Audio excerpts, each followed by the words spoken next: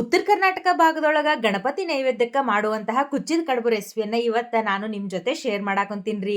Hi hello ನಮಸ್ಕಾರ. ನಾನು ನಿಮ್ಮೆಲ್ಲರ ಪ್ರೀತಿಯ Soumya. Welcome back to my channel Soumya Patil.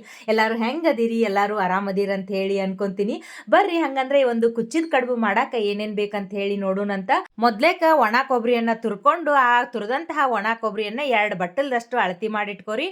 ಅದಕ್ಕೆ 1 ಬಟ್ಟಲ್ದಷ್ಟು ಬೆಲ್ಲ ತಗೋರಿ. ಮತ್ತು ಒಂದು ಸ್ವಲ್ಪ ಏಲಕ್ಕಿನ ಜಜ್ಜಿ ಸಣ್ಣಗ ಪುಡಿ ಮಾಡಿ ಇಟ್ಕೋರಿ.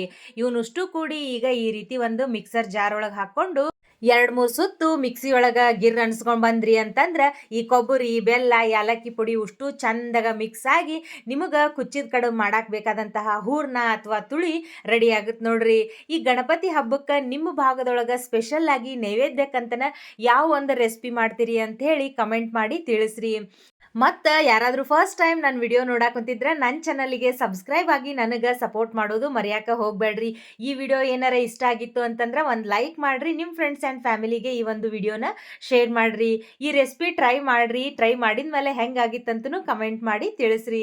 ಈಗ ಕುಚ್ಚಿದ ಕಡುಬು ಮಾಡಕ್ಕೆ ಬೇಕಾದಂತಹ ತುಳಿ ರೆಡಿ ಆಯ್ತು ನೋಡ್ರಿ. ಇವಾಗ ಈ ಕುಚ್ಚಿದ ಕಡುಬು ಮಾಡಕ್ಕೆ ಬೇಕಾದಂತಹ ಹಿಟ್ಟನ್ನು ನಾವು ಚಂದಾಗ ನಾದ್ಕೊಳ್ಳೋಣಂತ್ರಿ. ಮೊದ್ಲೇಕ ಗೋಧಿ ಹಿಟ್ಟು ತಗೊಂಡು ಅದಕ್ಕೊಂದು ಸ್ವಲ್ಪ ಎಣ್ಣೆ ಹಾಕ್ಕೊಂಡು ಫಸ್ಟ್ ಹಿಂಗೆ ಚಂದಾಗ ಮಿಕ್ಸ್ ಮಾಡ್ರಿ. ಆಮೇಲೆ ಸ್ವಲ್ಪ ನೀರು ಹಾಕೊಂತ ಈಗ ನಾವು ಚಪಾತಿ ಮಾಡಕ್ಕೆ ಯಾವ ರೀತಿ ಹಿಟ್ಟನ್ನು ಕಲಿಸ್ಕೊಂತೀವಿ ನೋಡ್ರಿ, ಅದಕ್ಕಿಂತ ಚೂರು ಗಟ್ಟಿಯಾಗಿ ನಾದ್ಕೋಬೇಕ್ರಿ.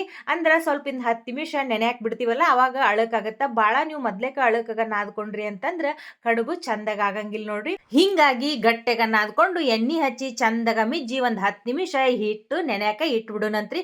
ಈ ಹಿಟ್ಟು ನೆನೆಯುವಾಗ ಈ ಕಡೆ ಒಂದು ಕಡಾಳಗಿ ಒಳಗ ಈ 4-5 ಕಡುಬು ಮುನುಗುವಷ್ಟು ಈ ರೀತಿ ನೀರು ಹಾಕೊಂಡು ಈ ನೀರು ಕುದಿಯಾಕ ಇಟ್ಬಿಡ್ರಿ. ಆ ಕಡೆ ಹಿಟ್ಟು ನೆನೆದಿರ್ತೈತ್ರಿ. ಈ ನೆನೆದಂತ ಹಿಟ್ಟನ್ನ ಮತ್ತೊಂದ್ಸಲ ಚಂದಾಗ ಮಿಜ್ಕೊಂಡು ಇವನ್ನ ಉಳ್ಳಿ ಹರ್ಕೋಬೇಕ್ರಿ. ಈ ಪುರಿ ಮಾಡಾಕ ಎಷ್ಟು ಉಳ್ಳಿ ಹರ್ಕೊಂತೀವಲ್ರಿ ಅದ್ರ ಡಬಲ್ ಅಂದ್ರೆ ಹೆಚ್ಚಿಗೆ ಹಿಟ್ಟನ್ನ ನಾವು ಈ ಕುಚ್ಚಿದ ಕಡುಬಿಗೆ ತಗೋಬೇಕ್ರಿ. ಈ ಕಡುಬು ಮತ್ತು ಕರ್ಚಿಕಾಯಿ ಮಾಡಾಕ ಯಾವ ರೀತಿ ಎಲಿ ಲಟ್ಟಿಸ್ಕೊಂತೀವಿ ನೋಡು ಆ ರೀತಿ ಸೇಮ್ ಎಲಿ ಲಟ್ಟಿಸ್ಕೋಬೇಕ್ರಿ. ಆದ್ರೆ ಈ ಕುಚ್ಚಿದ ಕಡುಬಿಗೆ ಲಟ್ಸುವಂತಹ ಎಲಿ ಸ್ವಲ್ಪ ದಪ್ಪ ಇರಬೇಕು, ಅಗದಿ ತೆಳ್ಳಗ ಇರಬಾರ್ದು ನೋಡ್ರಿ. ಇಷ್ಟು ದಪ್ಪ ಇದ್ರೆ ಸಾಕು. ಆಮೇಲೆ ಈ ರೀತಿ ಕೈ ಮೇಲೆ ಹಾಕೊಂಡು ನಮ್ಮ ನಡುವಿನ ಬಟನ್ನ ನಾವು ಹಿಂಗೆ ಸ್ವಲ್ಪ ತೆಳ್ಳಗ ಅಂದ್ರೆ ತೆಗ್ ಮಾಡೋದ್ರಿಂದ ನಾವು ಹಾಕುವಂತಹ ಹೂರ್ನ ಈ ರೀತಿ ನೀಟಾಗಿ ಸೆಂಟ್ರ್ ಒಳಗೆ ಕೂಡ್ಕೊಂತೈತೆ ನೋಡ್ರಿ. ಆಮೇಲೆ ಒಂದು ಸೈಡ್ ದಂಡಿಗೆ ಈ ರೀತಿ ನೀರನ್ನು ಹಚ್ಚಿ ಚಂದಾಗ 2 ಕಡೆಯವನ್ನ ಕೂಡಿಸ್ಕೊಂತ ಬರ್ಬೇಕ್ರಿ. ಈ ರೀತಿ ನೀವು ಹೆಬ್ಬಟ್ಟಿಟ್ಟು ಲಾಕ್ ಮಾಡ್ಕೊಳ್ಳೋದ್ರಿಂದ ತುಳಿ ದಂಡಿಗೆ ಹತ್ತಿ ಅಥವಾ ಕಡುಬು ಒಡೆಯೋ ಚಾನ್ಸಸ್ ಇರಂಗಿಲ್ಲ. ಹಿಂಗಾಗಿ ಈ ರೀತಿ ಕಡುಬು ಮಾಡ್ಕೊರಿ. ನಿಮಗೆ ಇನ್ನೊಂದು ಥರ ಮೋದಕದ ಟೈಪ್ ಬೇಕು ಅಂತಂದ್ರೆ ಈ ರೀತಿ ಮೊದ್ಲೇಕ ಎಲೆಯನ್ನ ರೌಂಡಾಗಿ ಲಟ್ಟಿಸ್ಕೊರಿ. ರೌಂಡಾಗಿ ಲಟ್ಟಿಸ್ಕೊಂಡು ಇಲ್ಲಿ ನೋಡಾಕಂತೀರಲ್ಲ ವಿಡಿಯೋದಾಗ ಈ ರೀತಿ ನೀವು ಹಿಂಗೆ ದಂಡಿಗೆ ಇದನ್ನ ಈ ರೀತಿ ಹಿಚ್ಚುಕೊಂತ ಬಂದ್ರಿ ಅಂತಂದ್ರೆ ಈ ಒಂದು ರೌಂಡಾಗ ಲಟ್ಟಿಸಿದಂತಹ ಕಡುಬಿನ ಎಲೆ ಈ ರೀತಿ ಬಾಸ್ಕೆಟ್ ಟೈಪ್ ಆಗತ್ರಿ. ಅವಾಗ ನಿಮಗೆ ಮೋದಕ ಟೈಪ್ ಮಾಡಕ ಅಗದಿ ಈಸಿ ಆಗುತ್ತೆ. ಈಗ ಈಗ ಮಾಡಿದಂತಹ ತುಳಿಯನ್ನ ತುಂಬಿ ನೀವು ಮೋದಕ ಟೈಪ್ ಇವನಷ್ಟು ಬಾಸ್ಕೆಟ್ ಟೈಪ್ ಏನು ಹಿಂಗೆ ಹಿಚ್ಕಿರ್ತಿರಲ್ರಿ ಅವನ್ನ ಈ ರೀತಿ ಮ್ಯಾಲ್ ಕೂಡಿಸ್ಕೊಂಡ್ಬಿಟ್ರಿ ಅಂತಂದ್ರೆ ನಿಮಗೆ ಮೋದಕ ಟೈಪ್ ಆಡುವಂತಹ ಕುಚ್ಚಿದ ಕಡುಬು ರೆಡಿ ಆಗತ್ತೆ ನೋಡ್ರಿ. ಈಗ ನಾ ಏನು ತೋರಿಸಿದ್ನಲ್ರಿ ಇದು ಮೋದಕ ಮಾಡುವಂತಹ ಈಸಿಯೆಸ್ಟ್ ವೇ ನೋಡ್ರಿ. ನಾನು ಯಾವಾಗಲೂ ಹಿಂಗೆ ಮಾಡ್ತಿರ್ತೀನಿ.